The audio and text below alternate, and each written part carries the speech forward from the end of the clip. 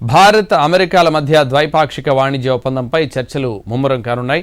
ఇందులో భాగంగా మరో విడత చర్చల కోసం జూన్ 1 నుంచి 4 వరకు ఉన్నత స్థాయి అమెరికన్ ప్రతినిధి బృందం ఢిల్లీలో పర్యటించనుంది.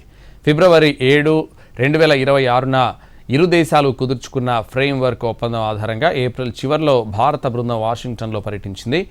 దానికి కొనసాగింపుగా ఈ అమెరికన్ బృందం భారత్కు వస్తోంది.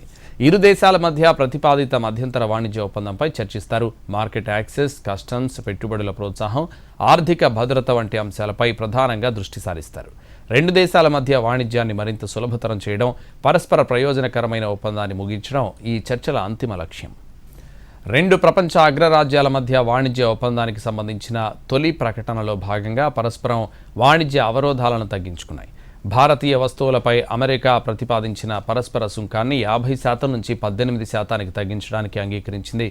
దీనికి ప్రతిగా అన్ని అమెరికా పారిశ్రామిక వస్తువులు, విస్తృత శ్రేణి అమెరికా వ్యవసాయ ఉత్పత్తులపై దిగుమతి సుంకాలను తొలగించడానికి, మరికొన్ని వాటిపై భారీగా తగ్గించడానికి భారత్ అంగీకరించింది. రాబోయే 5 ఏళ్లలో అమెరికాతో తన వాణిజ్యాన్ని $500 బిలియన్ విస్తరించాలనే తన ఉద్దేశాన్ని న్యూఢిల్లీ ప్రకటించింది.